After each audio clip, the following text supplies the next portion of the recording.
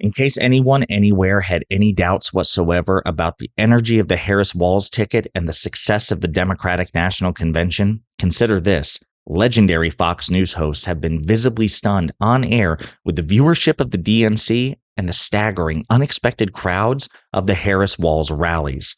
But before we unpack all that, if you end up liking this video and you want to support the channel, please be sure to hit the like, subscribe, and alert bells before you go. All right, friends, at the time of recording this is the fourth and final day of the Democratic National Convention, and the reviews are in, and they are rave reviews. Even, ideological opponents of the Democratic Party, propagandists who are paid to downplay the success of the Democratic Party, to openly root for Donald Trump, even they are reluctantly acknowledging the staggering success of this ticket and this convention.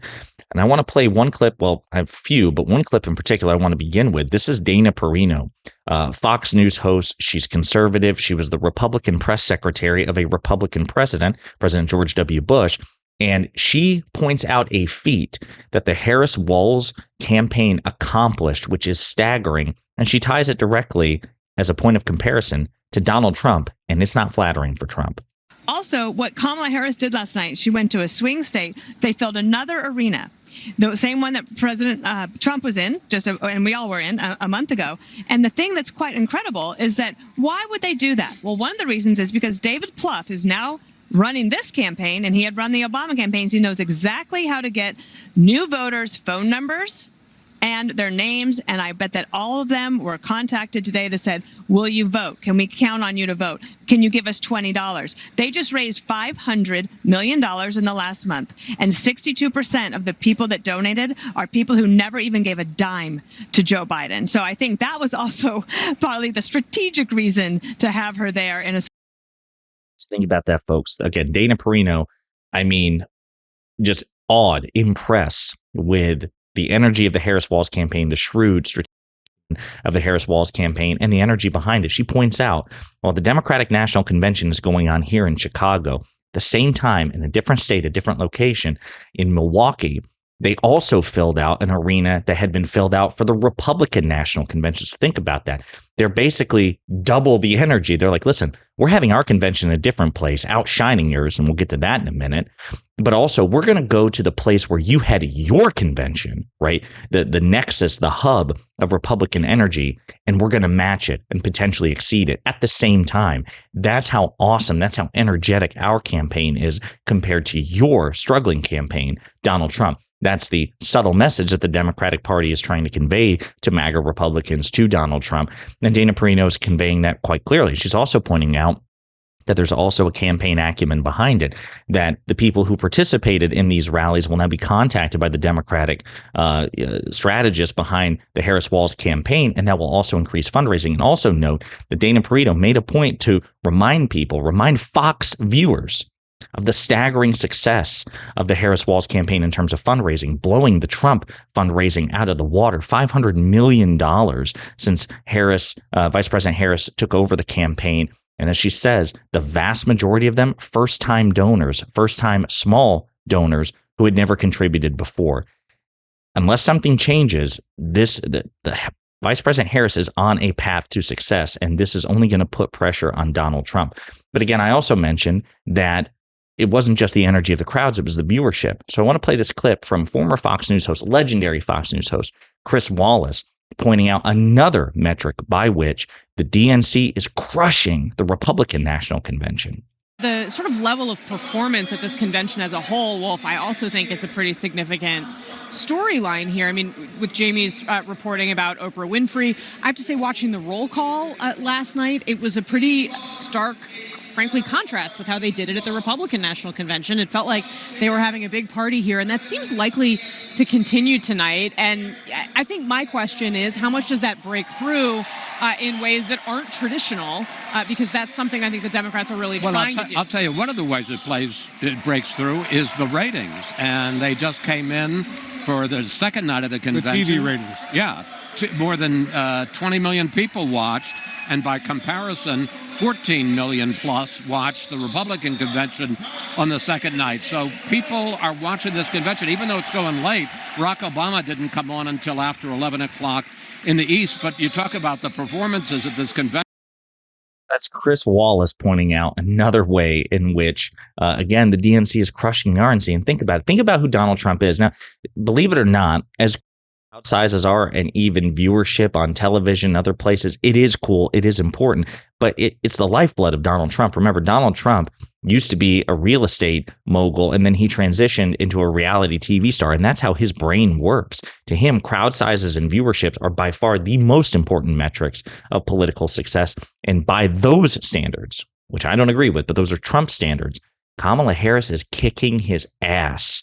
And even Fox News hosts who are ideologically predisposed to Trump are recognizing it. Now, on the topic of the DNC, some other things I want to point out. The DNC dropped some amazing ads. Okay. The speakers were awesome. I wish I had more time to cover them, but I'm actually usually there on site. But I want to draw attention to some of the ads that dropped at the DNC, that premiered at the DNC, and bring them to your attention in case they are overlooked. So we're going to play a couple of these clips and unpack them together. Have you ever discussed Special Counsel Mueller or his investigation with anyone?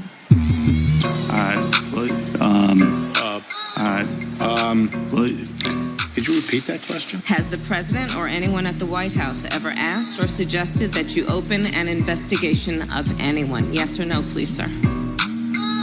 Seems you'd remember something like that. I don't know. Please answer the question. Senator, I think I've answered the question. No, you've not. I'm not able to be rushed this fast. It makes me nervous. Can you think of any laws that give government the power to make decisions about the male body?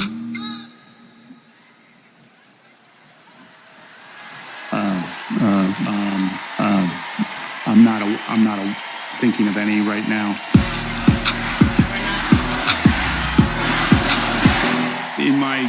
Never mind. Let's move on. Okay.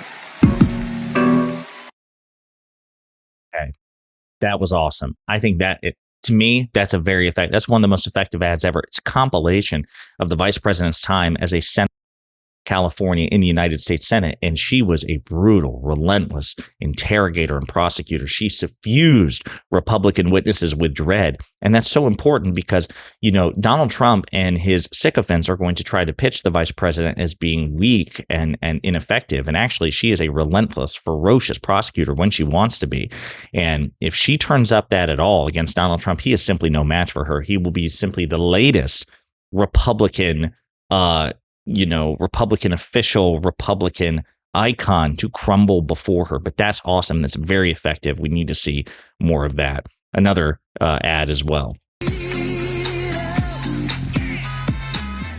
My name is Scott from Tennessee. I'm a former Trump voter. My name is Matthew. I'm from Pennsylvania, and I'm a former Trump voter. My name is Mike. I live in southeastern Pennsylvania, and I am a former Trump voter. The main reasons why I won't support Donald J. Trump for president again starts with his chaotic behavior. He doesn't care about me. He doesn't care about my family. He doesn't care about working people. 34 counts, felony counts that he was found guilty of. That's not who we want running our country. Trump scares the hell out of me. 2024 will be the first time that I have not voted for a Republican. I will be proudly voting for Kamala Harris. That's awesome and effective, too, because it shows that the anti-Trump coalition isn't just comprised of liberals and progressives, but also genuine conservatives who may vice president on 99% of policy issues, and that's important, but recognize that the Democratic constitutional republic in which we live is more important still. It's like, again, I use the metaphor of America being a home. Again, conservatives say, no, it's your spouse. Therefore, you can't criticize it because if you tell your spouse you love them, but you criticize them, do you really love them? No, America's a home, and you can love your home. But if your home needs to be fixed or repaired or remodeled or renovated or expanded, you don't love it simply by ignoring that fact. You just say, yep, this wall needs to go, or this, foundation needs to be repaired, or, this roof needs to be replaced, whatever, and you make the changes accordingly. What so many Republicans do are allowing, a disagreement over the configuration of the furniture, where the couch goes. Should the TV be on the mounted above the fireplace or over here or the wallpaper or whatever. These important but relatively minor things, keep them from doing the things that matter most. What these Republicans in this ad are doing are saying, listen, we have genuine disagreements about where the furniture should go, what color the walls should be painted or whatever. But the fact of the matter is the foundation is cracked. That's more important. And so we're making the decisions accordingly. That is very good. It's very important to emphasize that Donald Trump is so toxic that he is driving away genuine conservatives, genuinely principled conservatives away, and the vice president will welcome them, even though she will probably not pass a lot of policies that they agree with. She will preserve the Democratic Republic, and the policies she does pass will actually benefit conservatives more than Republican policies. I think it's so important to point out. Another ad. You want to go outside today? Yeah. Want to go put your shoes on? Yes. Let's go outside. Ruby is 2 years old. I'm starting to think, will she be an iron worker like her dad? I hate to break it to you, but I'm not a billionaire. Donald Trump talked a big game about bringing jobs back to America, but it was all talk. Like Foxconn. This is the 8th wonder of the world. Foxconn, by most estimates, has not even come close to meeting expectations. This whole project was a scam. He is not looking out for the residents. He's looking out for himself. You know what Trump delivered? $2 trillion in tax cuts focused on his billionaire buddies and big corporations. You're rich as hell. It makes me angry. Billionaires don't pay their share of the load. And he wants to do that again. Trump talked a massive game about infrastructure. What a joke. We call it Infrastructure Week. Infrastructure is the easiest of all. We're going to get this infrastructure going. Trump was too incompetent to get it done. Who's he looking out for? Not us, not my family. You know who got it done? Joe Biden and Kamala Harris. Biggest infrastructure package in history. Infrastructure is just a fancy word for jobs. Not just union workers, but for everyone. Small businesses are booming. Communities are starting to thrive again. I wish it was faster. The prices are easing. Kamala Harris helped deliver the largest job growth in American history. Wages are higher. Manufacturing is booming. We're building roads, bridges, airports again. That's a fact. And we have healthcare. When our middle class is strong, America is strong. Kamala's goal is to rebuild the middle class for families like mine.